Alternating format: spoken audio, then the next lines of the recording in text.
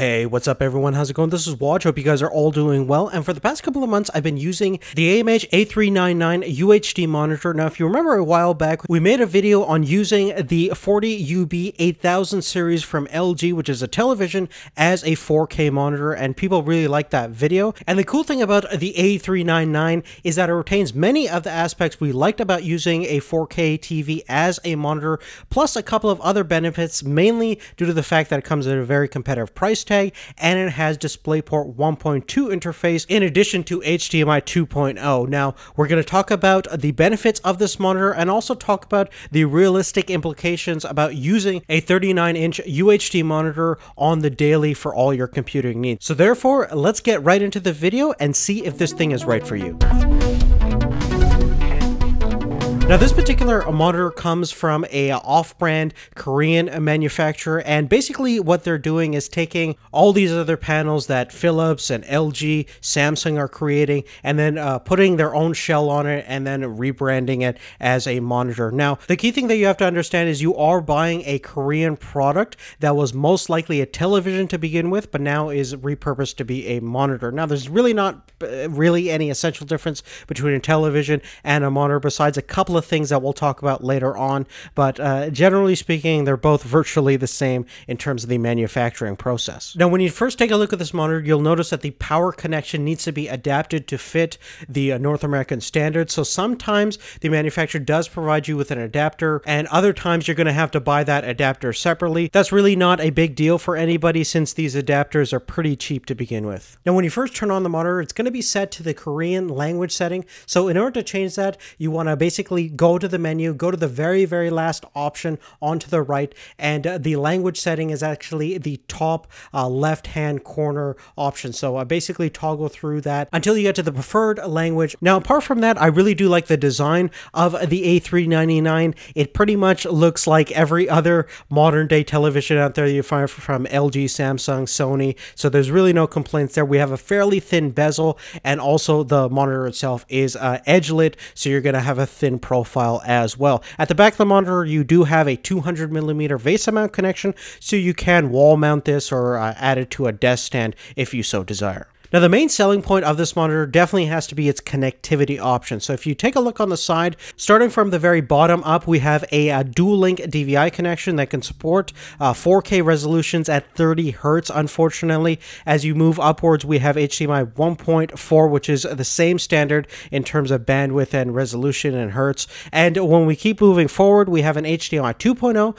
Now you can do 3840 by 2160 at 60 Hz refresh rate. But of course, the one limiting factor of HDMI 2.0 is that most of your graphics cards that most people have do not have that technology at this point. Only the 900 series of NVIDIA-based graphics cards do have HDMI 2.0 connectivity. Unfortunately, the new 300 series AMD cards don't have that, but luckily, one of the big things about this monitor is, of course, that DisplayPort 1.2 standard. So it's a standard DisplayPort, and you can connect that to most of your modern-day graphics cards and get 60 Hz refresh rate at 3840 by 2160 resolution. Additionally, with this increased bandwidth, you're also going to get better color sampling at 444, so that's typically going to give you better results than a 4K television using the HDMI 2.0 protocol. And lastly, just above that DisplayPort connection, we have a 3.5mm input for your audio. There is a small speaker facing downwards, so if you do want some audio coming out of the monitor, you do have that option, but again, the quality is going to be fairly lackluster. Now, after using the A399 for a couple of weeks, there's not a lot of things that I don't like about the monitor.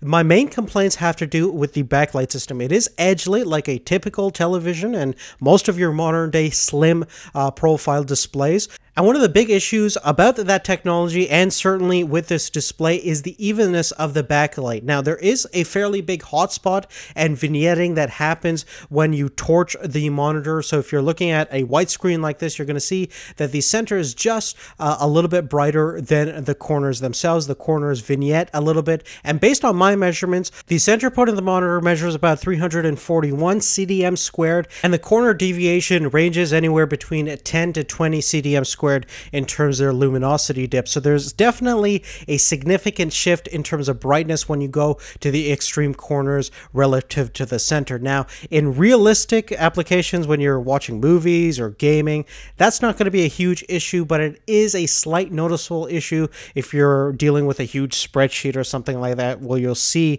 that the brightness is certainly different from the center to the extreme points. But again, it's not going to harm legibility or the overall user experience too much. Now, another thing you're going to notice if you're looking at a completely white screen is that there's a little bit of shadowing or gradient that goes all around the border of the display. Not a big deal, because once you're into the UI interface, you're not going to notice that slight shift in brightness as it goes right to the border. But again, if you are viewing something completely white, you are going to notice that slight gradient that goes darker as it goes to the end of the display. For me, not a big deal, but some people might be annoyed by that. Now, besides those issues, in terms of the black levels, this monitor is actually surprisingly good at delivering pretty deep and rich blacks. And since we have a fairly high bandwidth going through our DisplayPort connection, we can do 444 color sampling, so you have minimal bleeding in terms of overlapping colors. Additionally, the colors are fairly accurate. You can probably calibrate this thing to be a little bit more accurate out of the box,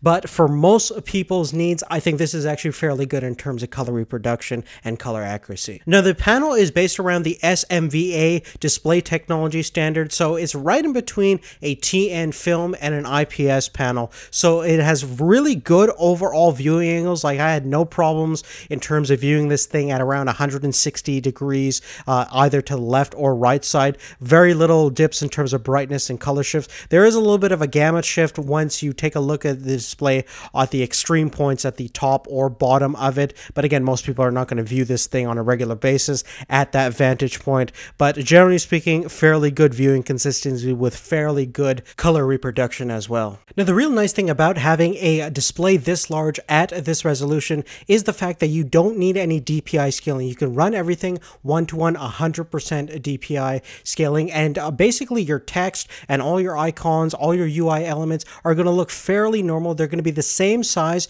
if you're used to a 2560 by 1440 monitor that's 27 inches. In fact, in terms of PPI, it's going to be just a bit higher than that.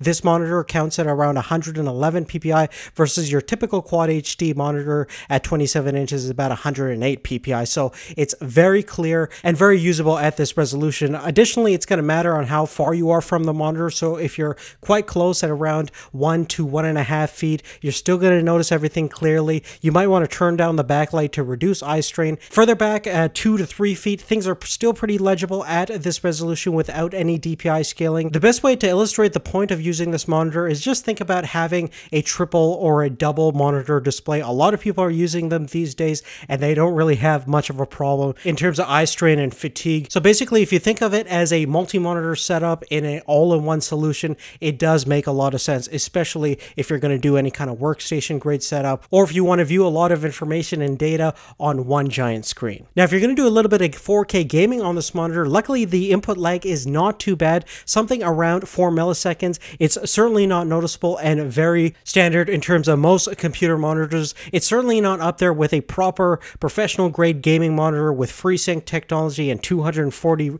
refresh rate and things like that. You are going to be locked at 60 Hertz refresh rate. But again, it's going to take a monster setup to do full 4K resolution gaming at high detail settings at 60 frames per second in the first place. So in most circumstances, this definitely has you covered in terms of 4K gaming. Now, to end this review, we're going to talk about the advantages and disadvantages of the A399 UHD monitor. Now, we'll start with the things that I did like about it. Now, firstly, it is a true native 3840 by 2160 monitor that has a true 60 Hertz of refresh rate. Next, it has plenty of options in terms of connectivity, DisplayPort 1.2, as well as HDMI 2.0. So no matter what kind of graphics card you have, if it's a newer generation card, most likely it'll support this monitor, which is quite quite fantastic. Another great thing about the monitor is that it's excellent in terms of color reproduction thanks to its 444 chroma color sampling and has minimal input lag. That's very typical of most of your conventional monitors out there, so you can do a little bit of 4K gaming on this thing.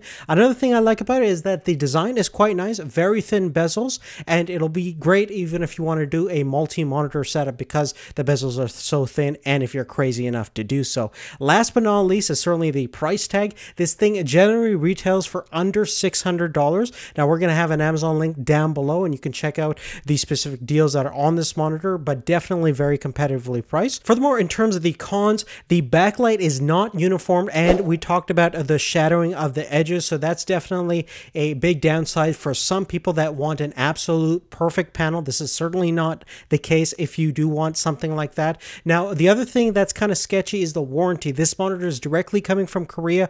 I'm not saying that the manufacturers won't stand behind their products, but keep in mind that you are taking a slight risk by purchasing this thing because this is not coming from a big established company that represents the North American market. So definitely keep that in mind. Most likely nothing will happen, but in the freak incident that something does go wrong, I would imagine that dealing with some of the warranty issues on this thing might be a little bit of a headache for some people. Another thing you have to consider is that the power cord is not for North American standards, so the end piece definitely has to be adapted from the Korean to the two-prong North American jack. Sometimes you have that included in the box, sometimes not. Not a big deal to get one, but you are going to have to deal with that issue nonetheless. And last but not least, one of the things that I didn't like about this monitor from a functional standpoint is the button configuration. Firstly, the button labels are at the front and the physical buttons are actually at the back, so navigating the menu is a little bit tricky because the labels don't exactly correspond to the actual alignment of the buttons on the back. So it's a little bit tricky getting the settings right, and you're going to have to basically change the language once you get the monitor in the first place. So that's a little bit tricky. Additionally, since this panel was probably made for a television to begin with, it would have been great to have possibly a remote control to make navigation easier and alleviate some of the existing problems I have with the current buttons. But really, other than that, guys, that's really it. Make sure to check out the description down below where you'll find the link towards this monitor if you want more information about it. It's an Amazon link. And additionally, if you guys are interested in a direct comparison between this monitor and the LG 34UM95, which is that ultra wide 3440 by 1440 display that a lot of people are getting right now, and even though there's kind of a price difference between the two, I really think that they're in the same category of monitors that you don't have to have DPI scaling and they're above quad HD resolution. So definitely let me know if you guys are interested in that comparison. I'd love to do that one for you, but it all depends if people are interested in a comparison video like that in the first place. So definitely let me know. But for this video, thank you so much for watching and we'll see you later. Take care.